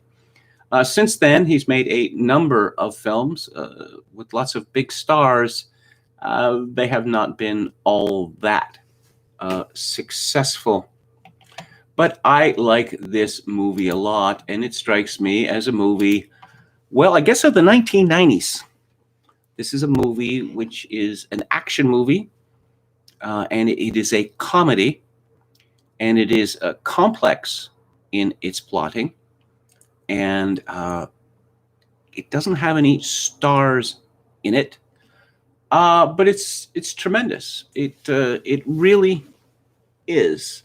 You've got so much stuff going on in it.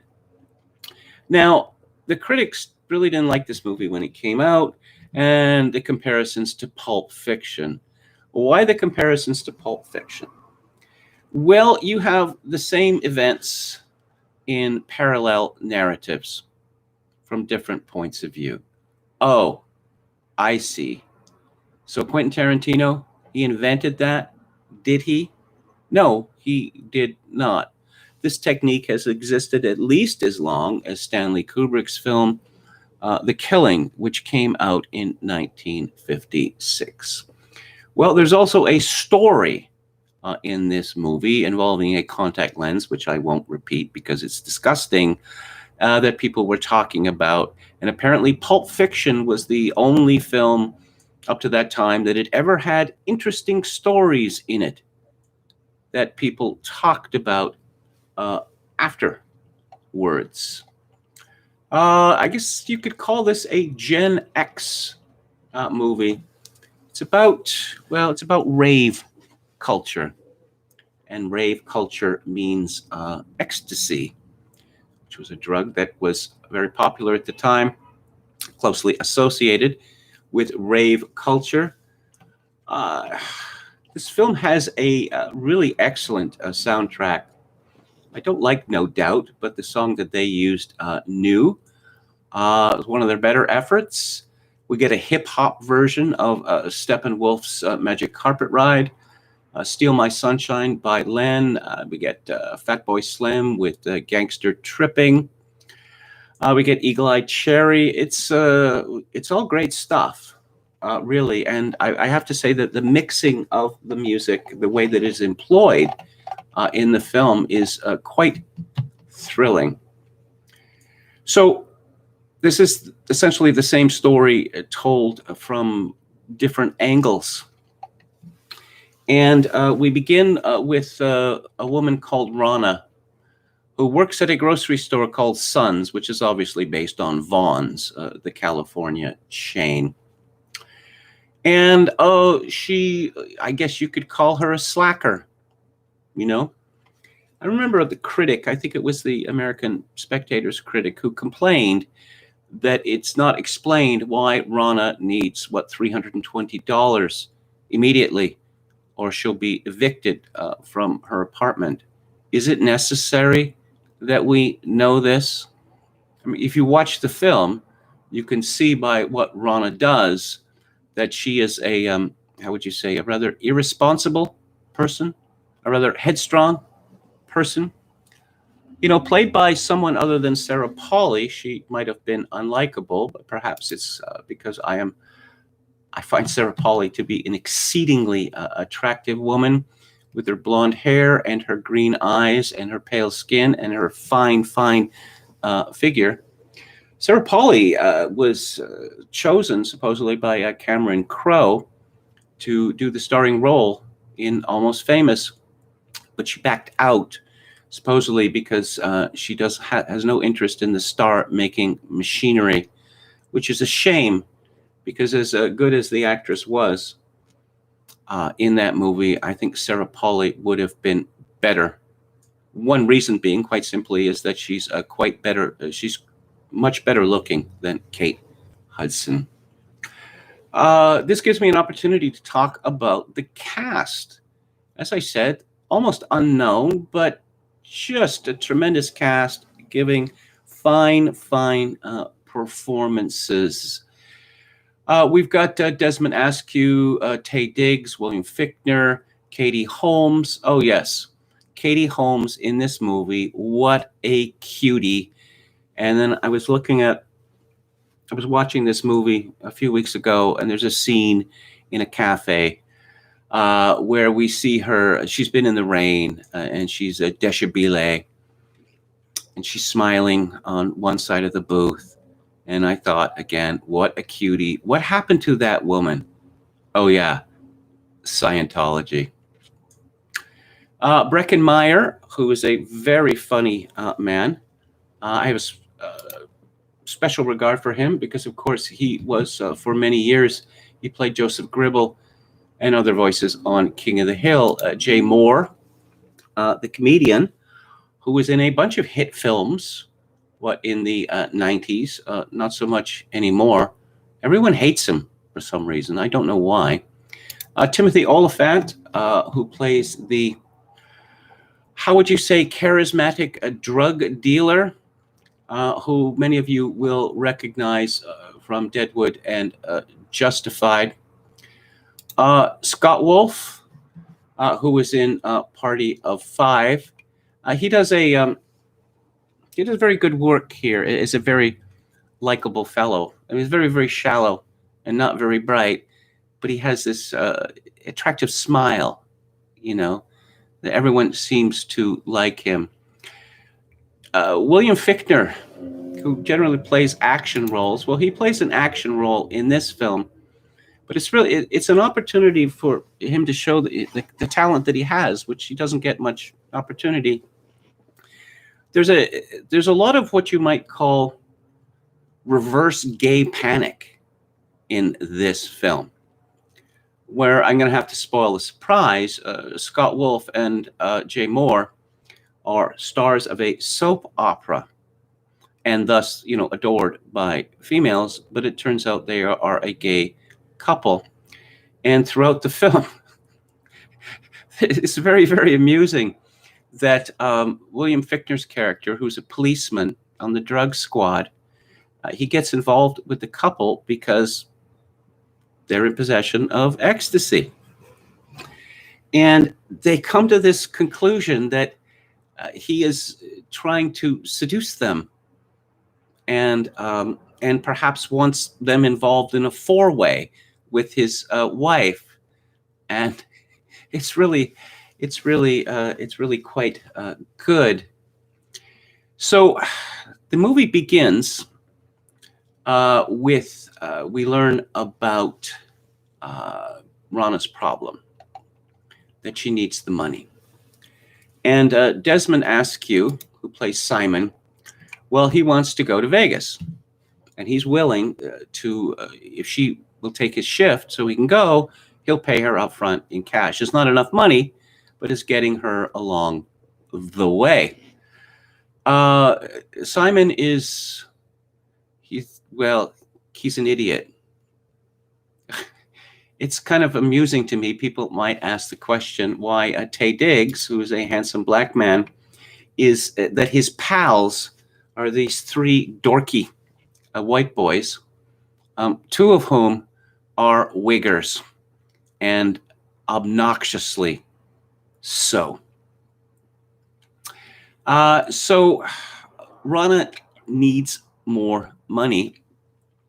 And when the two soap opera stars come up to her counter with a whole bunch of orange juice, and they find out that their drug connection has gone south. Well, Simon had been the drug connection. He's not there. Well, how about you, Rana? Can you help us out here? And this gives Rana an idea. She is going to go into the drug dealing business one time only. One big score, and then she's going to retire from the business.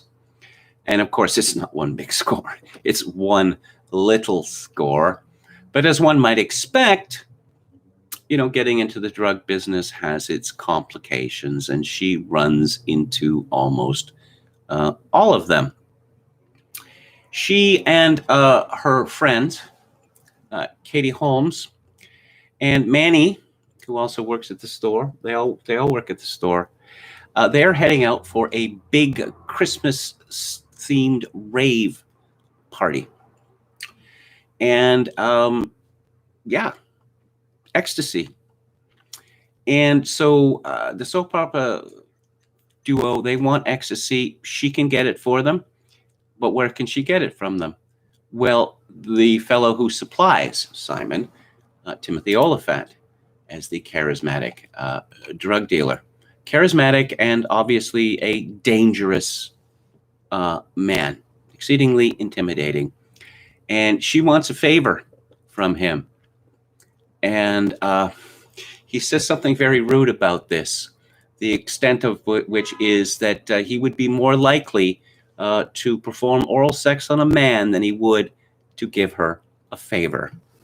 But she presses on, and one really has to admire her indefatigability and her courage, actually, because considering the way that she's treated in Timothy Oliphant's drug den, which include her having to strip to her bra in order to demonstrate that she's not wearing a wire.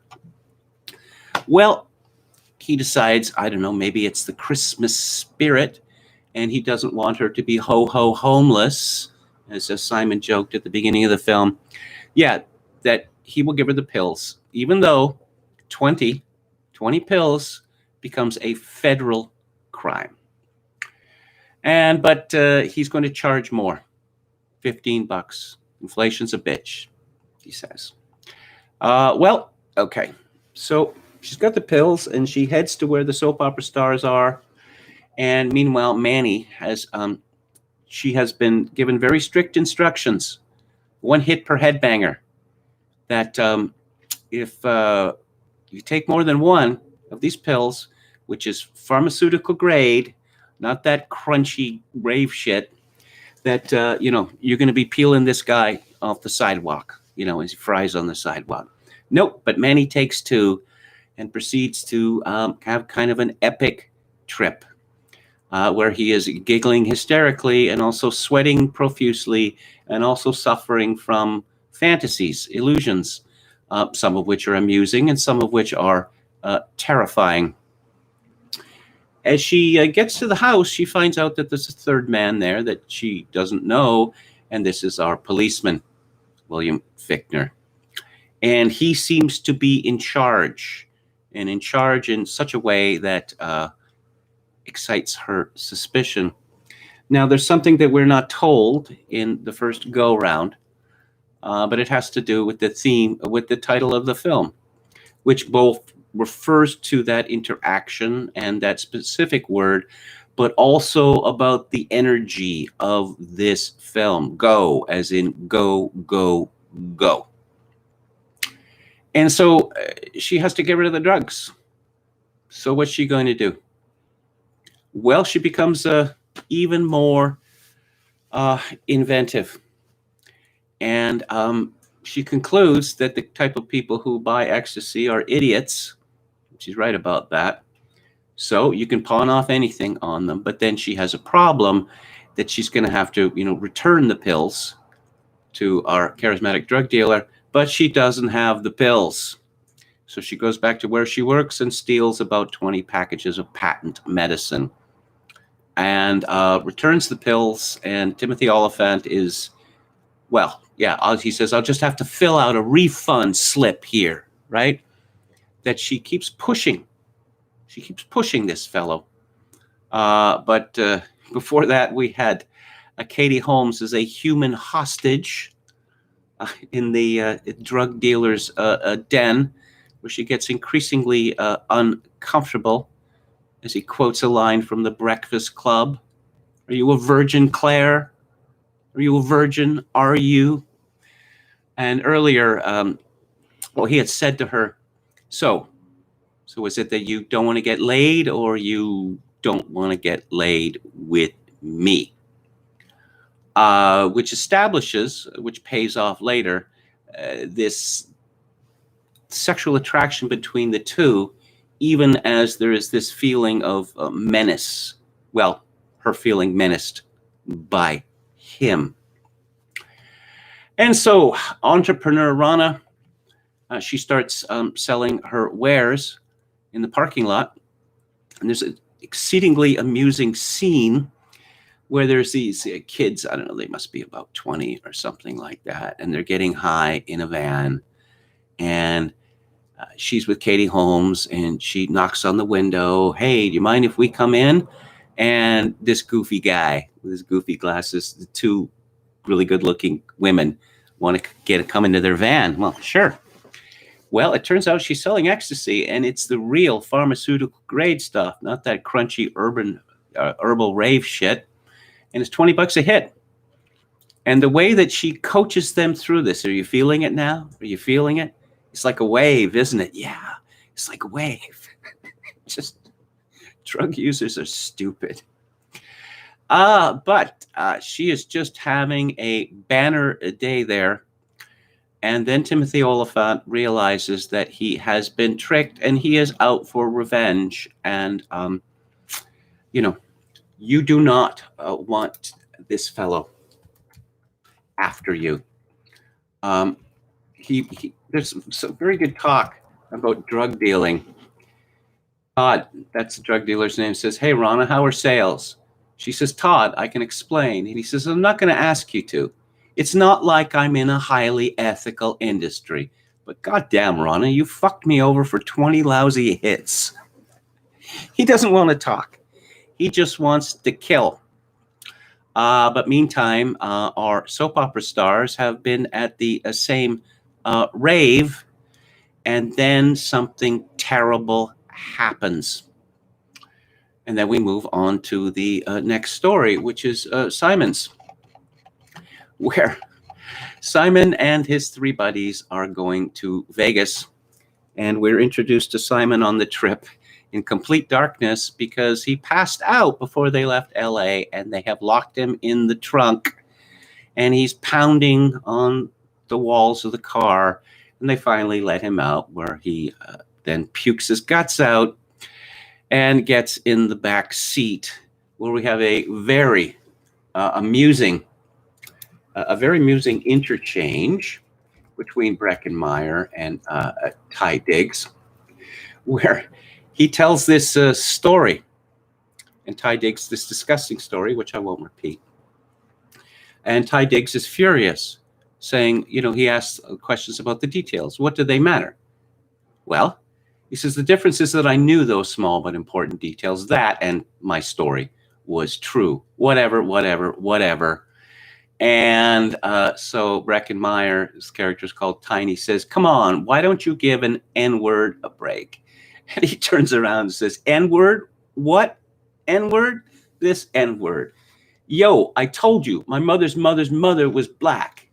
And Marcus says, this ain't Roots, mother. Man, I want to see a picture of this Nubian princess. If you were any less black, you would be clear. Which is one of the funniest lines I've ever heard. So, Marcus, he's very full of himself, and perhaps because he's surrounded by these three idiots. And it turns out that he's a devotee of tantric sexuality, and I'm bored already, I'm falling asleep. Everything you do is wrong. The way you have sex is wrong. The way you eat is wrong. He has this mustard-colored sports jacket, which he is exceedingly proud of. And we see him preening in front of the mirror with it. But the problem is that everyone who sees him wearing this jacket thinks he's some sort of servant, which infuriates him, which leads to a $1 tip, which he doesn't want, but it also leads to being in the possession of a Ferrari, which seems like a lot of fun. A Ferrari, which happens to house within it a fully loaded pistol, 10 rounds. And Simon starts talking about shooting people with this, and Marcus, who seems to be an expert on everything, says, nah, you wouldn't get very far. For that, you'd need magnum power, says Simon. Previously, Simon, after losing all his money within like 10 minutes at the casino, decided to crash a Jewish wedding reception. and where he discovers that putting on an Irish accent, it's a winner with the young ladies. And he finds himself with two of them in a hotel room, smoking dope and doing, I suppose, the things that two women and one man could do. A fire is started. Very amusing. So I find this, I quite like this too, that earlier Simon had asked about this lap dancing club, gentlemen's club. Yeah, some gentlemen. And they end up at this place. And of course, Simon does everything wrong. But I'm just looking at these grotesque women in the club, the dancers on stage and the lap dancers. The women at the Jewish wedding were far more attractive. But Simon they find themselves in a terrible position because of Simon's stupidity, specifically the rule that the dancers can touch you, but you can't touch the dancers. What is the point of that? Do people pay good money? Do men pay good money for sexual frustration? Apparently they do. But this leads to, I mentioned Ty Diggs and his preening. Ty Diggs has one of the best line readings in the film, where Simon's driving has led them to almost certain disaster, and he screams at them, "Are you happy now? Is your British ass happy now?" Later we see Ty Diggs and the rest of them screaming like a woman as they are facing what appears to be near certain death. There's a lot of great car action in Go, and all manner of cars, from a Ferrari to what appears to be an AMC Pacer or something, which is mostly in primer paint. It's just the worst car in the world, you know. And so revenge is sworn after an incident in Vegas, which eventually takes the action from Vegas back to Los Angeles. But then we get the story of the two soap opera stars and how they are become unwittingly involved in a situation which appears to be, well, I don't know, murder, second-degree murder, or whatever. And their rather pitiful attempts to squirm their way out of it. Imagine attempting to hide a body, an unconscious body, in the trunk of their car. Jay Moore eventually screams to Scott Wolf, "Stop it. It's a Miata." There's no room for an unconscious body in the back.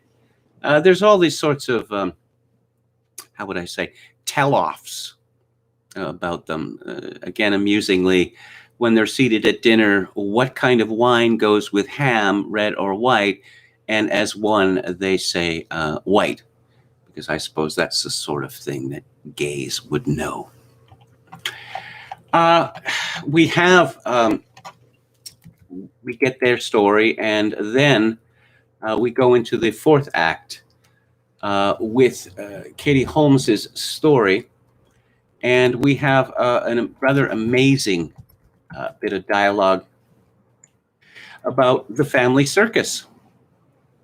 Claire says, "So what do you have against the family circus?" And Todd says, "Okay, you sit down and read your paper and enjoying your entire 2-page comic spread, right? And then there's the family fucking circus, bottom right-hand corner, just waiting to suck." Well, you know, and she asked quite reasonably that if it sucks so much, why do you have to read it? And he says that he hates it, but he is drawn to it, uncontrollably drawn to it. There are memes around the family circus and how desperately unfunny and how weird that cartoon was. It's supposed to be for kids, but if it's for kids, why are dead people walking around and talking to kids? That doesn't seem very child-friendly to me. This film is a comedy. I'll just leave it at that. But there are many points within the series, within the movie, where you think, wow, this could have turned out very, very differently.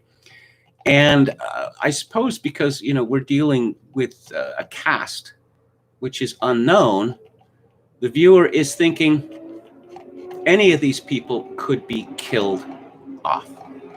Any of them. And so there is a high level of, anxiety, of tension in this film, which I don't think that you could have got in a film with stars in it. Tom Cruise was in it or whatever. They're not going to kill off Tom Cruise, But just to conclude, I'll just have a warning. There's a lot of people might find the movie, particularly the dialogue in it, disgusting. Some of it is. It's funny, though, a lot of it. It strikes me as being a realistic exposition of how people of that age would speak. And I'll just leave it at that. You've got laughs, and you've got action, you've got spills and chills. You have some of the most quotable lines that I've ever come across in a movie, and you have good-looking women in it. This movie has pretty much everything for me, and I highly recommend it. So those are my thoughts on Go. Yo Mama says, I wish comic spreads were still 2 pages. Well, they just made the panels smaller and smaller and smaller over the years, right? I mean, they used to be huge. Anran says the best joke in the movie might be that the ulterior motive Fichtner mentions for getting the gay couple to the dinner is Confederated products. Yeah, not sex, but Confederated products. You want us to sell Amway? He was trying to seduce them, Kevin. Yes, he was, but there's a real guilelessness in Fichtner's in his performance, which is really it's really impressive, that he loves his job and he loves Confederated products. He can't recruit police officers, so he recruits people he's busted, and he thinks that this is perfectly all right. And his wife says we're already number 4 in Southern California, and by spring we might be number 3. There's an innocence to them. It's not a scam as far as they're concerned. They love the Confederated products lifestyle. Jim Smith says Kate Hudson may not be a beauty queen, but she's certainly not lacking. More importantly, her performance was terrific. I do think it was terrific. Yes, absolutely. Anran says there is a deleted scene in which Todd punches Simon in the face. That should have stayed in the movie, as Simon needed to be beaten more. Simon, he's exceedingly resilient, as Gene Hackman once said in a Mammoth movie, like Gumby, It just, the abuse that this guy takes in this film, and he just seems to be up for all of it. Still has, smile on his face. Still is a total idiot. Hasn't learned anything. Anran says William Fichtner's performance is easily one of the 50 best I've seen in a comedy. Steve says The Killing is a pretty good old movie. Well, indeed it is. Rate the sections of Go for me. For me, 3 is easily the best and 2 easily the weakest, though still funny. I don't know. Maybe 3 is the best, but with 2, the interaction between Ty Diggs and the 3 idiots, particularly, when you realize that, why is this guy hanging out with these guys? And maybe it's because he needs to feel superior all the time. Maybe he's actually a little unsure about his intelligence, because anyone is going to be, superior to these guys who can't stop high-fiving each other and saying, MFer and the like, I just like I like the tension there. You know, what Simon makes fun of his jacket, and it seems that Marcus is really hurt by this, and he says, "Look at your shirt. You're not in Hawaii." That is a really lame comeback. Are you into trying new things? Yeah, I like Jay Moore and Scott Wolf. They genuinely seemed panicked at the way that he talks. Maureen Peterson says, that's why semi-pretty girls surround themselves with fat friends. But that action is a little too hangovery for me. Well, as Colby Kosh pointed out once about The Hangover, these people in the movie don't seem to have hangovers. People with the hangovers that they're supposed to have are, when they're not begging for death, are just saying, I just want to be alone for the next 10 hours. Just leave me alone for the next 10 hours. I mean, the thrills and the menace in the second part in Go, it really seemed earned to me.